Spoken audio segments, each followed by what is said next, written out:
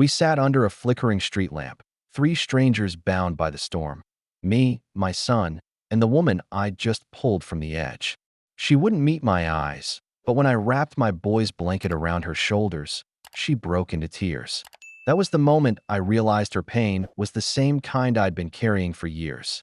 Rain hammered the bridge so hard the pavement seemed to breathe under each blow. He kept moving, chin tucked, the boy's small weight pressed tight to his chest beneath the thin red blanket.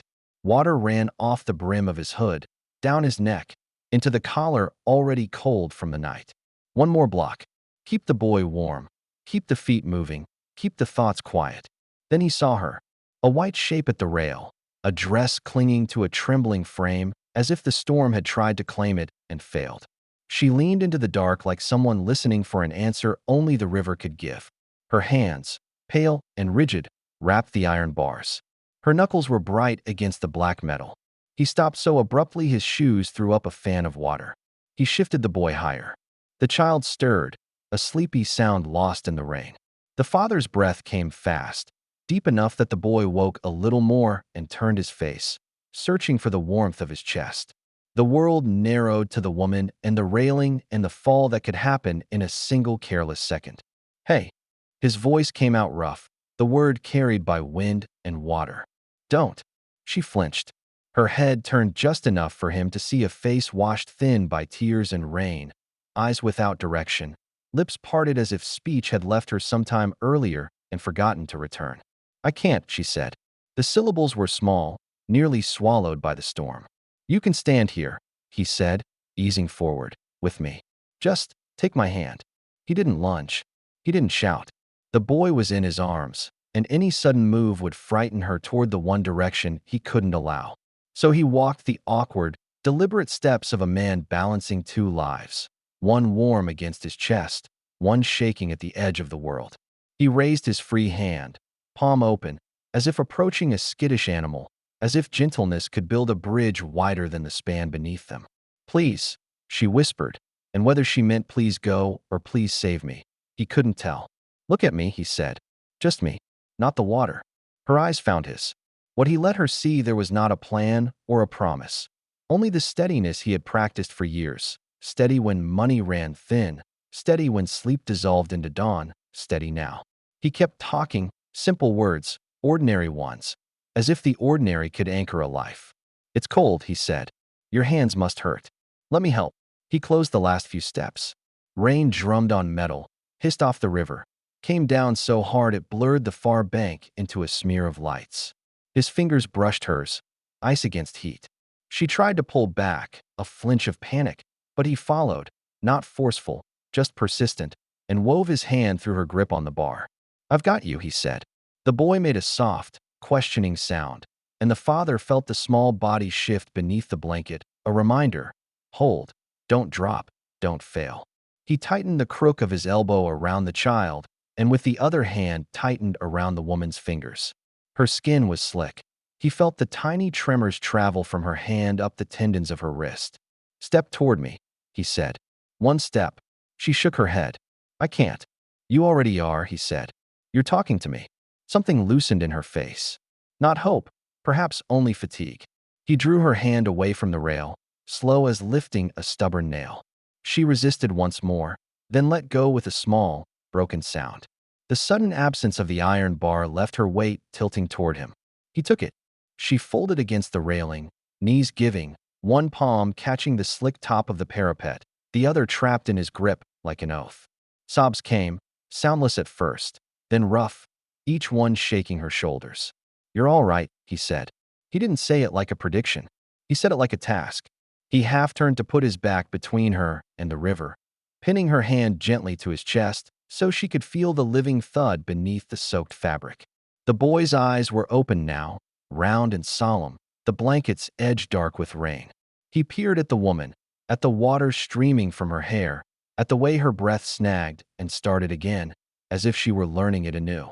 The father bent until his mouth was near her ear, so he wouldn't have to raise his voice against the storm. Let's move just a little, he murmured, away from the edge. She nodded, a fraction, but enough. He guided her 2 steps along the parapet, then a third, until the rails gave way to a section of stone. Her grip on his fingers eased, not because she trusted him, he thought, but because the violence inside her had burned so hot it left only ash. The sobbing slowed. The rain did not. "Okay," he said. "Okay." She pressed her forehead to the back of her wet hand and went still. Up close, he could see the tremor in her jaw, the way her teeth worried the inside of her lip like she was trying to keep herself from coming apart. He didn't ask who had hurt her or how long she had stood there or what words had pushed her to this edge. There would be time if she wanted to tell it. For now, there was only this work, to be a fixed point when everything else was moving. Minutes, 1, 2, 10, scraped by, measured not by a clock, but by the returning rhythm of her breath. The boy's head sagged heavier against his chest. The father adjusted his hold again. Careful not to disturb the thin thread he felt pulling the woman back to the surface. He watched the gleam of the river between the balusters, the blur of headlights, the steam lifting from manholes like breath from a sleeping city. "Can you stand?" he asked at last. She nodded again. He didn't let go. Their hands were still joined, skin prune-wrinkled with rain, bones aligned like puzzle pieces that had not been meant to fit, but did, for now. He straightened, and she straightened with him. When she turned her face to him again, he saw the rawness in her eyes, but also a flicker, perhaps only the reflex of someone answering when called. "Thank you," she said, the words small and hoarse. He shook his head once. "We're just standing," he said. "That's enough for tonight." He shifted his stance so that his body formed a wall against the wind. They stayed there, 3 figures under a leaking sky, until the river's voice lowered from a roar to something like a murmur, and the iron taste of panic thinned on the air. When he finally guided her a few paces farther from the rail, she came without resistance, her fingers still in his, the boy's gaze following her with grave, unblinking attention. The bridge held all of them. The storm went on, and for the first time in a long while, no one moved toward the dark. The storm chased them off the bridge like a living thing, wind curling around their backs, rain lashing against their skin. He guided her step by step until the iron bars gave way to the corner where the bridge ended and a narrow sidewalk began. A single street lamp glowed through the curtain of water, its light bent and fractured by droplets, but still enough to claim a small circle of safety. He led her there, and only when they stopped beneath the halo of light did he release her hand. She stood shivering, arms wrapped around herself, white dress clinging so tightly it looked almost translucent. Strands of wet hair plastered to her cheeks, her lips pressed together so hard they trembled with the effort. The father shifted the boy in his arms, pulling the blanket higher, though it was soaked through and smelled of rain. His son let out a little whimper and buried his face against his chest. The man crouched carefully, settling the boy on his knee to free his other hand. He untucked the blanket and draped it over her shoulders. It wasn't much, threadbare, damp, and already failing its one job, but it was all he had. She startled at the gesture, lifting her eyes to him as though surprised someone would offer comfort she didn't deserve. "Take it," he said quietly. "He'll be fine. I'll keep him warm." Her fingers touched the edge of the cloth, hesitant, almost unwilling to accept it.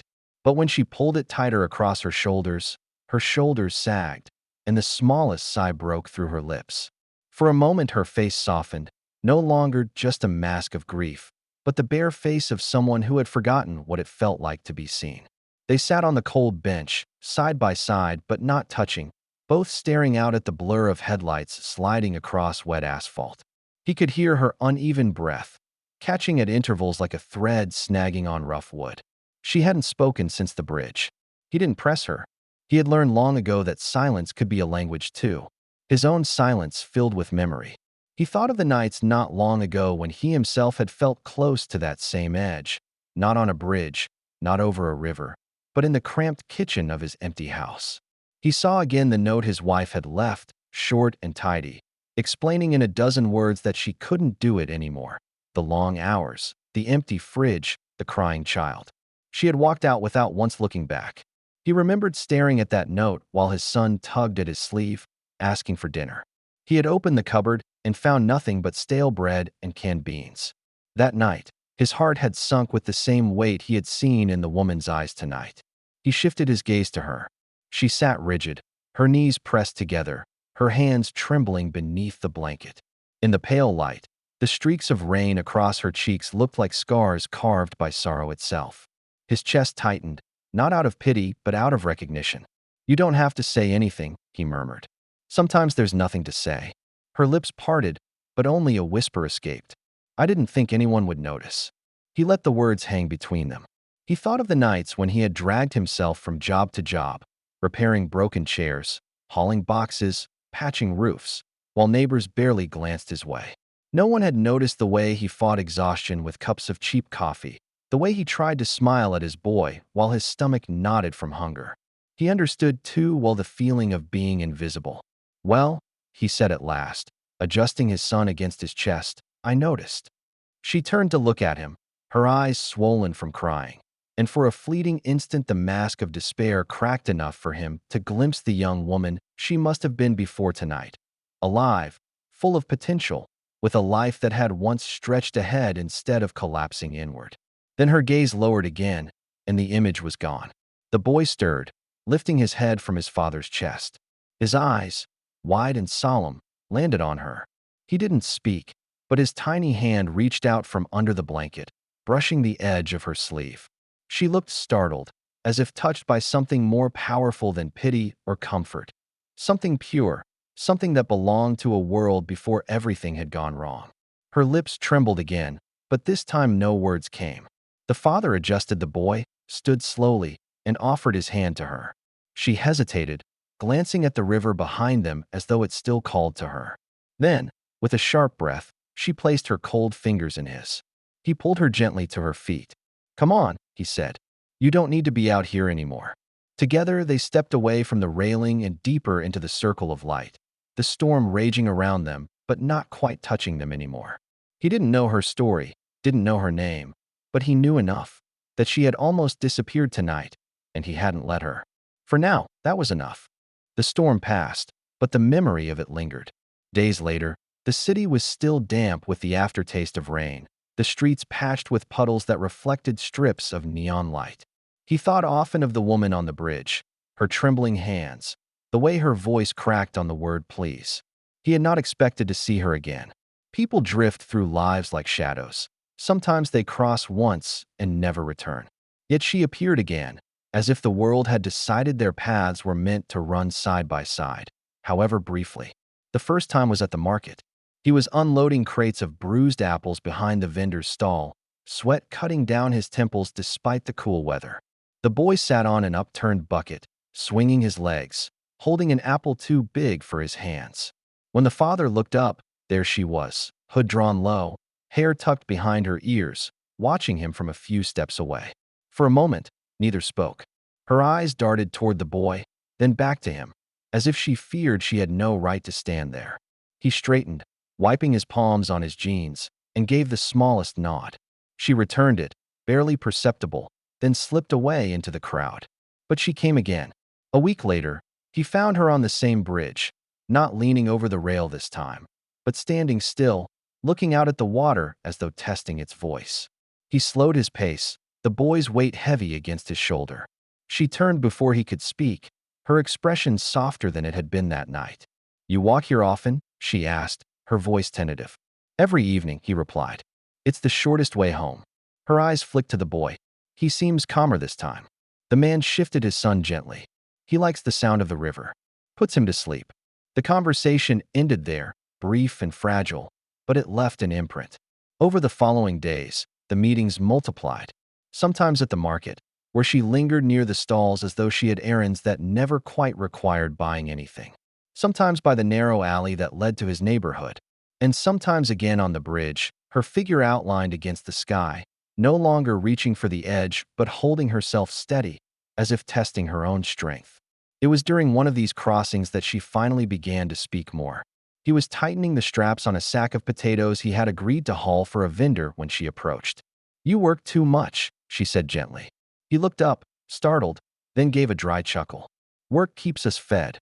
Her eyes moved over his calloused hands, the faded fabric of his jacket, the tired set of his shoulders.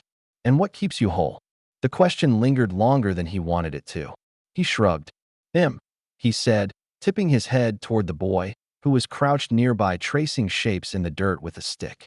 She smiled faintly, and for the first time it reached her eyes. Over time, she began to include the boy in her presence. She crouched beside him at the market, listening to his stories about toy cars and the dog that lived on their street. Once, he handed her a cracked marble he kept in his pocket. She accepted it solemnly, as though it were a treasure. The boy laughed, really laughed, the kind of laugh his father had not heard since before his mother left. The sound startled him. It cracked something open in his chest. Later that night, when the boy slept, he thought about that laugh. He realized he hadn't given it to his son, it had been hers. She had coaxed it back, simply by being there, by seeing the child when others had only glanced past. They fell into a rhythm that wasn't planned but felt inevitable. He didn't ask where she went between these encounters, and she didn't offer. But each time they met, she gave a little more of herself, small stories, half-finished sentences, a glimpse into the shape of her sorrow. She spoke of silence that had stretched too long, of trust betrayed, of doors closed on her without explanation.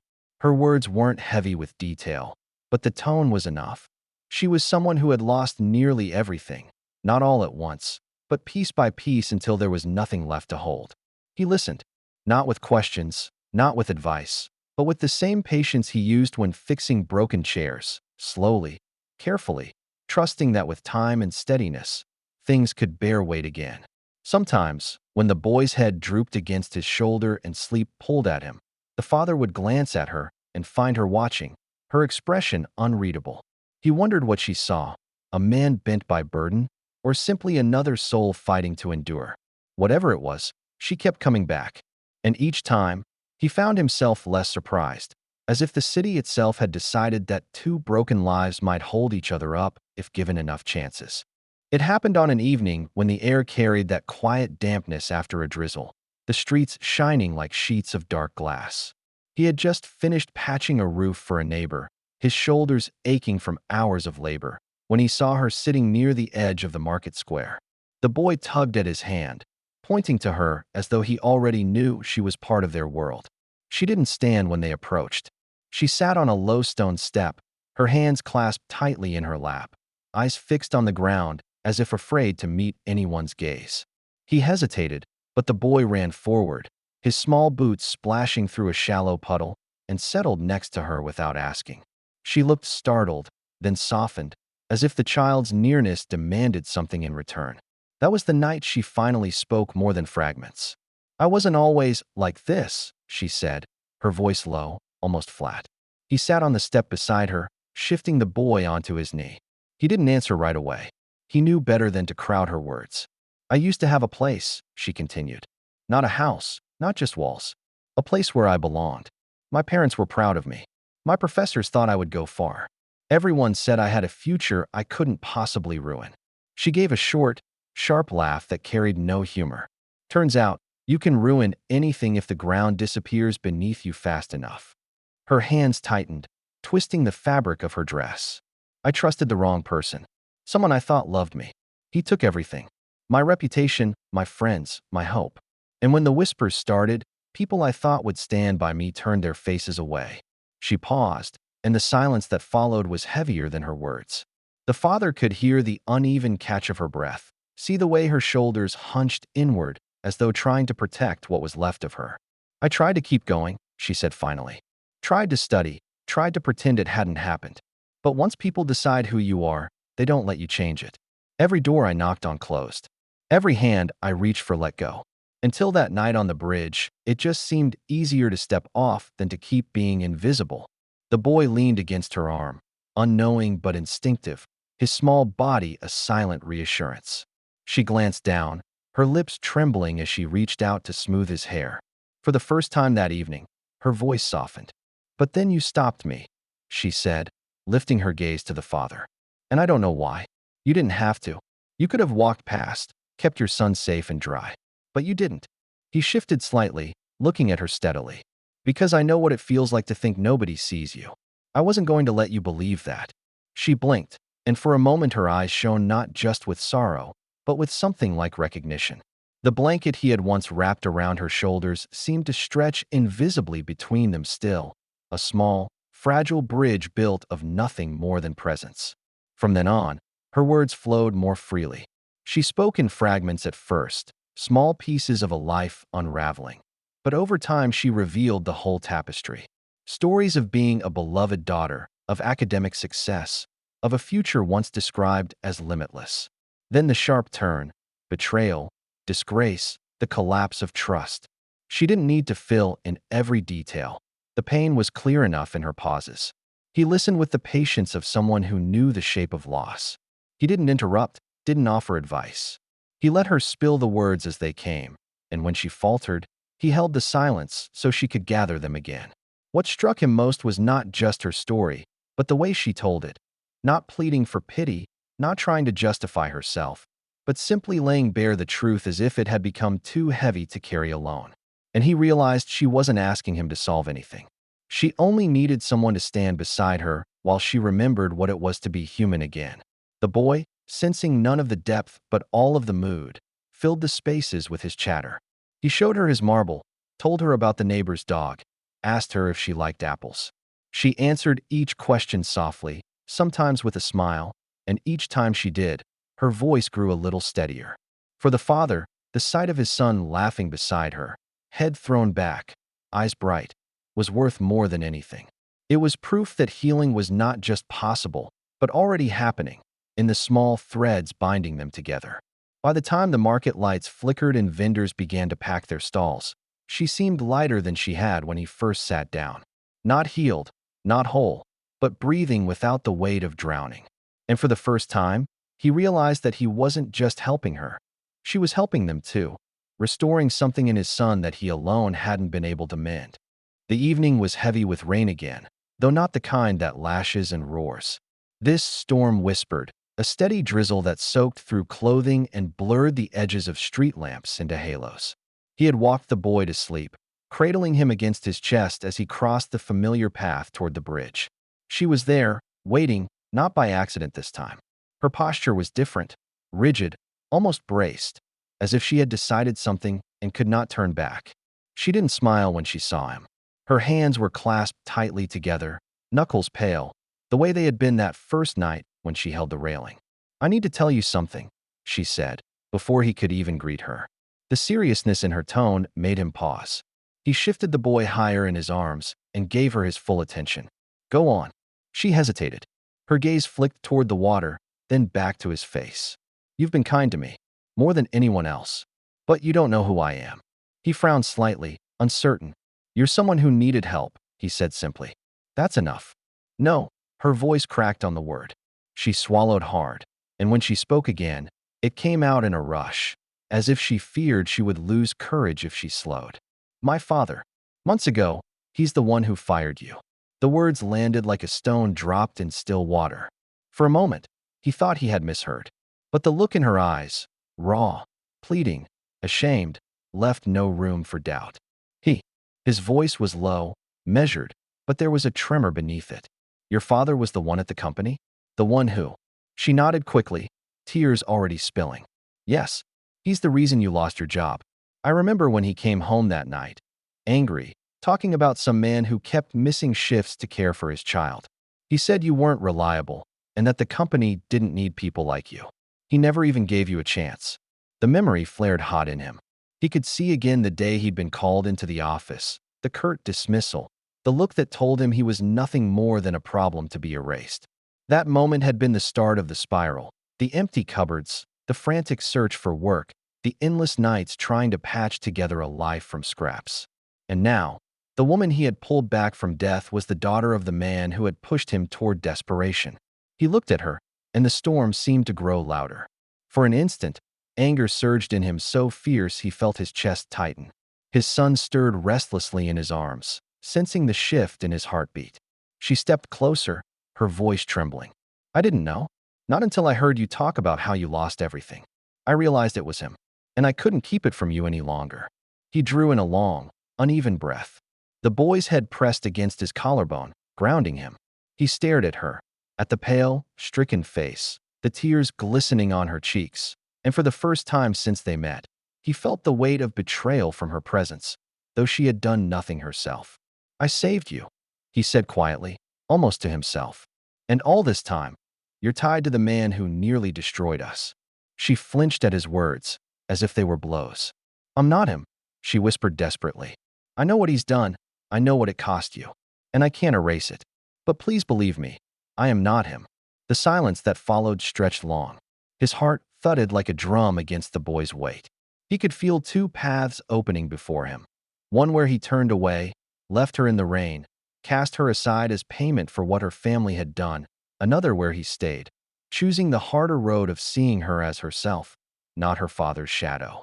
She waited, trembling, her eyes locked on his, braced for the blow of rejection. And in her fear, he saw again the same woman from that night. The one who had stood on the edge, who had nearly let go, who had been saved by nothing more than an outstretched hand. His anger didn't vanish, but it shifted, tangled with recognition. She was carrying a weight she hadn't chosen, just as he had. She was broken by her father's choices too, in a different way. At last, he spoke, his voice low but steady. You should have told me sooner. I know, she whispered. I was afraid you'd walk away. He adjusted the boy in his arms, exhaled slowly, and looked at her again. I don't know what I'm going to do with this, he admitted. But I know one thing. Your father's sins are not yours. Her shoulders sagged, relief mingling with sorrow, as tears streamed freely down her face. She covered her mouth with one hand, a sound breaking from her that was half sob, half release. The boy stirred again, peeking out from the blanket, his wide eyes watching the woman. Slowly, cautiously, he reached one small hand toward her, the same way he had on the night she nearly fell. And when she took it, clutching it gently as if it were a lifeline, the father realized the truth.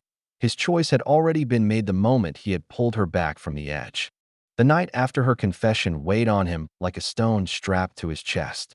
He carried it home, carried it into the small room where his boy slept on a thin mattress, carried it even into his dreams where memory and anger blurred together. Every time he closed his eyes, he saw her face, wet with rain, streaked with tears, as she admitted the truth. My father is the man who fired you. Lying awake on his narrow bed, he remembered the exact day his life had cracked open. He had gone into the office, exhausted from nights with a sick child, believing maybe he could explain, maybe someone would understand. Instead, he had been told in clipped, polite words that there was no place for unreliability. His badge had been taken, his name erased from the schedule as easily as chalk wiped from a board. He had walked out with nothing but bitterness and the heavy weight of his son's future pressing down on him. And now here she was, the daughter of the man who had cast him aside. The irony cut deep. The following morning, when he saw her again by the market, his chest tightened with conflict. Part of him wanted to keep walking, to shield himself and his boy from the reminder of who she was. But the boy tugged at his hand, spotting her and smiling, and he couldn't ignore how much his son had changed since she entered their lives. The child laughed more, played more, seemed lighter, as if some part of the emptiness his mother's departure left had been gently filled by this broken woman who had found them. She met his gaze uncertainly. There was no defense in her eyes, only fear that he would turn away. He stopped a few feet from her, adjusting the strap of the sack slung over his shoulder. I won't lie, he said, voice rough. When you told me, I wanted to hate you for it. Her lips trembled, but she nodded, accepting it like a sentence she had already handed down on herself.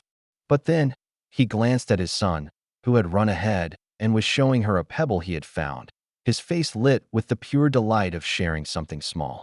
Then I remembered the night on the bridge. I didn't see your father's daughter then. I saw someone about to fall. I saw someone whose pain looked too much like mine.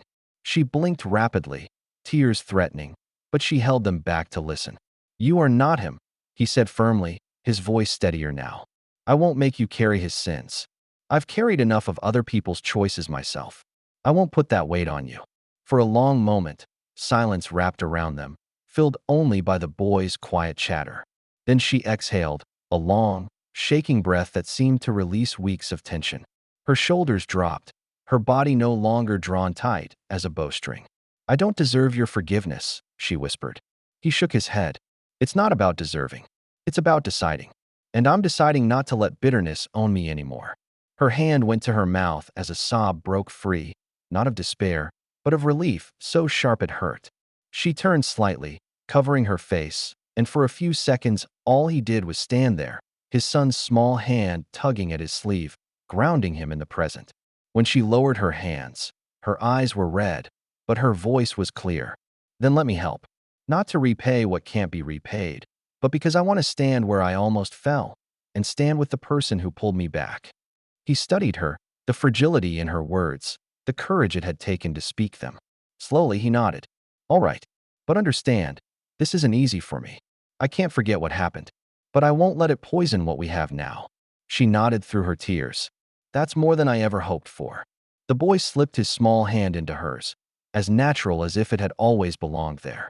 And in that simple act, the father understood. This was no longer about what had been taken from him, but about what could still be built. Anger still lived in him, yes, but it no longer ruled him.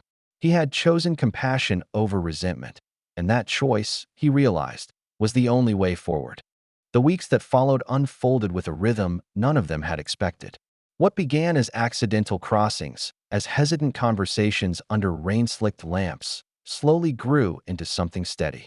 She was no longer the woman standing at the edge of the bridge. She became a presence woven into their days, a quiet thread of constancy that neither he nor his son had realized they were missing until she was there. At first, she helped in small ways.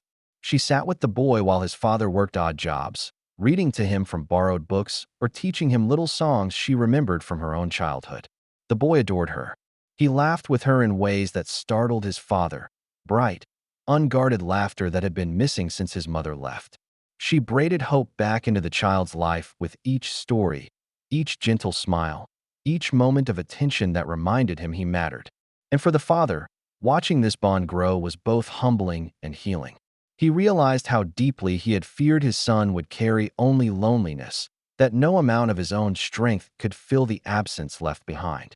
But here, before his eyes, was proof that wounds could be mended, not erased, but softened, stitched together by unexpected kindness.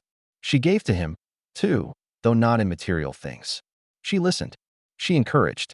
She reminded him, in small but powerful ways, that he was more than a man surviving from job to job. When he doubted himself, she steadied him. When he grew weary, she reminded him of the quiet victories he had already won, keeping his son fed, clothed, and loved, even when the world had turned its back. In turn, he offered her what she had lost: dignity, respect, and the assurance that she was not invisible. He didn't pity her. He didn't see her as her father's daughter or as a woman ruined by betrayal. He saw her as herself, someone broken, yes, but strong enough to keep rising, strong enough to choose life again.